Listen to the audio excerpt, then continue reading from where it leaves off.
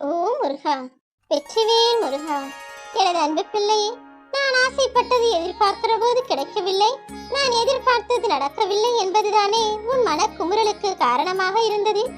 இப்போது இந்த அதிர்ஷ்டத்தை நீ தொட்டுவிட்டாய் தானே. இது அதிர்ஷ்ட பெட்டி மட்டுமல்ல, உனக்கான சந்தோஷ பெட்டியும் வெற்றிக்கான பெட்டியும் மகிழ்ச்சிக்கான பெட்டியும் கூட எல்லாமே இதுவாகத்தான் அமையப் போகிறது. எப்போது உன் அப்பன் முருகன் மீது நம்பிக்கை வைத்து இதை தொட்டாயோ, இனி எல்லா அதிர்ஷ்டங்களும் மாபெரும் வெற்றியை உனக்கு கொடுக்கும். நீ எதிர்பார்த்த போது கிடைக்காத விஷயங்கள் எல்லாம் இப்போது நீ எதிர்பார்க்காத சமயத்தில் உன்னிடம் தேடி வந்து சேரப்போகிறது.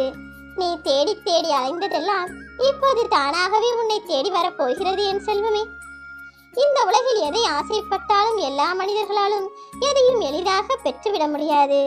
பல வழிகளை தாண்டி பல வழிகளையும் வேதனைகளையும் பொறுத்து கொண்டு கிடைப்பதுதானே வெற்றி. அப்படிதான் இத்தனை நாட்களாக கஷ்டப்பட்டு வாழ்ந்து கொண்டிருந்த உன் வாழ்வில் நீ ஆசைப்பட்டதையெல்லாம் உன் விருப்பத் போலவே கொடுக்கப் போகிறேன்.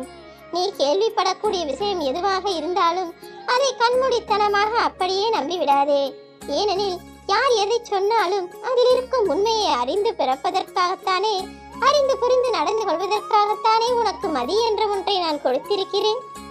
இறைவனை அடைவதற்கு ஒரே பாதைதான் இருக்கிறது, அதுதான் பணிவு.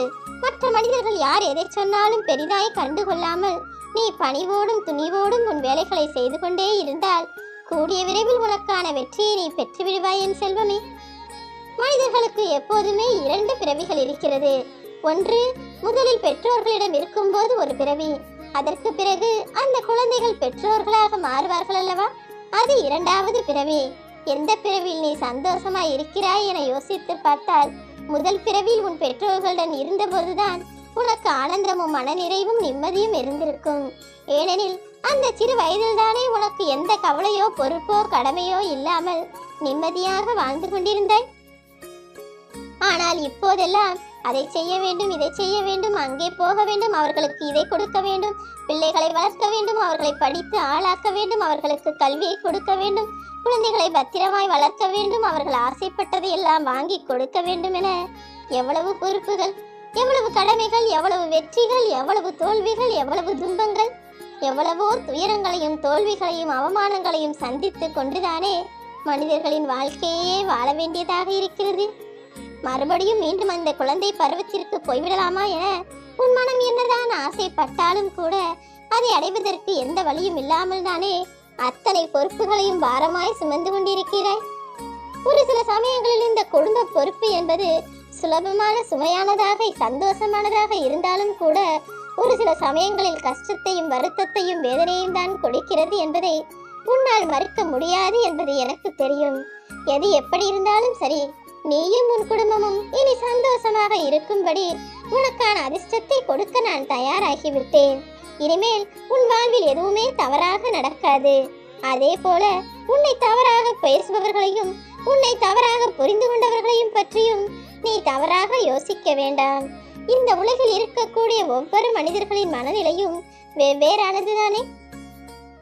அவர்கள் பிறந்த சூழ்நிலையையும் வளரக்கூடிய சூழ்நிலையையும் பொறுத்துதான் அவர்கள் மனநிலையும் இருக்கும். அவர்கள் நேர்மையான செயல்களை செய்கிறார்களா அல்லது தவறான வழியில் சிந்தனை செய்து சூழ்நிலையை அதற்கேற்றாற் போல மாற்றிக் கொள்கிறார்களா என்பது அவர்கள் இருக்கும் இடத்தை பொறுத்ததுதானே. நீ கவலை கொள்ளாதே. யார் எப்படி இருந்தாலும் உனக்கான நல்லதை நீ எதிர்பார்த்தவாறே நான் நடத்தி கொடுப்பேன். உன்னை உண்மையாக நம்பும் எந்த மனிதரிடமும் நீ பொய் சொல்லக்கூடாது என் செல்வமே. ஏனெனில் அப்படி உன்னை நம்புபவர்களை நீ ஏமாற்றுவது என்பது மரணத்தை விட மோசமானது. அதை நீ செய்யும் போது உனக்கு தெரியாது. ஆனால் மற்றவர்கள் யாராவது ஒருவர் உன்னை அப்படி ஏமாற்றினால் நிச்சயமாக நீ அளப்பரிய வேதனையை அடைவாய். அதற்காக தான் நீ யாரையும் நம்பி ஏமாற்றம் செய்யும் அந்த வேலையை செய்ய வேண்டாம் என சொல்கிறேன். நேற்றைய கவலைகளை விட்டுவிட்டு நாளைய நாளை எப்படி வெற்றிகரமாய் வாழப்போகிறாய் என்ற சிந்தனை செய்தாலே போதும். நிச்சயமாக கடந்த கால நினைவுகள் உன் வாழ்வில் வரவில்லை என்றாலே உன் வாழ்க்கை சந்தோஷமாக நிம்மதி நிறைந்ததாக இருக்கும். ஆழ்ந்த அறிவும் விடாமுயற்சியும் உனக்குள் இருக்கிறது. நீயும் விடாமல் தொடர்ந்து பாடுபட்டு உழைத்துக் கொண்டிருக்கிறாய். வேறென்ன வேண்டும்? நிச்சயமாக உன்னை பெருமையோடும் கௌரவத்தோடும் பெருமிதத்தோடும் நான் வாழ வைப்பேன் என் செல்வமே. இந்த உலகில் வாழக்கூடிய மனிதர்களின் மனம் என்பது பல மாயைகளுக்கு ஆட்பட்டதாக உட்பட்டதாகத்தான் இருக்கிறது. கவர்ச்சியாக இருக்கும் எந்த விஷயத்தையும் நம்பி நீ மோசம் போய்விடாதே. எல்லாமே பொழுதுபோக்கிற்கு சரியாக இருக்குமே தவிர வாழ்க்கைக்கு உகந்ததாக வெற்றியை தருவதாக இருக்காது என் செல்வமே.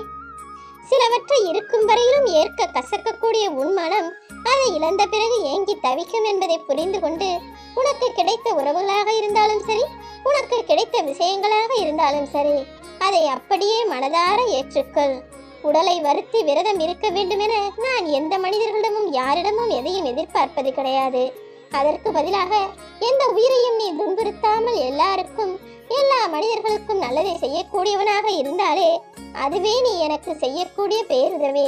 ஏனெனில் இந்த உலகத்தில் இருக்கக்கூடிய எல்லாருமே என் பிள்ளைகள் தானே. என் பிள்ளையா இருக்கக்கூடிய நீ யாருக்கும் எந்த தவறோ எந்த கெடுதலோ எந்த துரோகமோ செய்யக்கூடாது என்பதில் நான் உறுதியா இருக்கிறேன். நீயும் அப்படி எல்லாருக்கும் நல்லதை செய்வாயா என் செல்வமே? தொலைந்து போனவர்களை தேடலாம், ஆனால் ஒளிந்து கொள்பவர்களை தேடி உன்னால் கண்டுபிடிக்க முடியாது. ஏனெனில் அவர்கள் உன்னை வேண்டாம் என்றுதானே போய் ஒளிந்து கொண்டிருக்கிறார்கள். மீண்டும் எதற்காக நீ அவர்களை தேடி போகிறாய்? அவர்கள் எப்போது உன்னை தேடி வருவார்கள் என எல்லாவற்றையும் அறிந்தவனாக நான் இருக்கிறேன். நீ எதற்கும் கவலை கொள்ளாதே.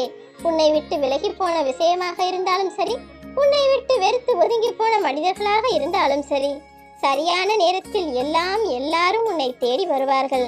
உன்னை புரிந்து கொள்ள முடியாதவர்கள் தொலைந்து போனதே சரிதான். உன்னை புரிந்து கொண்டு அவர்கள் தானாக தேடி வரும்படி நான் பார்த்துக் கொள்கிறேன் என் செல்வமே. உன் மனதில் ஈரம் இருக்கிறது, இரக்கமும் இருக்கிறது. மற்றவர்களுடன் நன்றாக பேசக்கூடிய நல்ல எண்ணமும் நேர்மறையான யோசனைகளும் இருக்கிறது. பிறகு ஏன் நீ வருந்துகிறாய்? நிச்சயமாக உன் எண்ணம் போலவே உன் வாழ்க்கையை அர்த்தமுள்ளதாக நான் மாற்றி அமைப்பேன். எந்த அர்த்தமும் தராத வார்த்தைகளை பேசுவதை காட்டிலும் எல்லா அர்த்தங்களையும் தரக்கூடிய மௌனத்தோடு நீ இருந்துவிடு. ஏனெனில் மௌனம் என்பது எந்த பிரச்சனையையும் வரவழைக்காது, எல்லா குழப்பங்களுக்கும் தீர்வையும் கூட கொடுக்கக்கூடிய சக்தி வாய்ந்தது. அதனால்தான் பேசி பேசி பொழுதை கழிக்காமல் முடிந்த அளவிற்கு பொறுமையாக உன்னுடைய வேலைகளை திறமையாக செய்ய சொல்கிறேன்.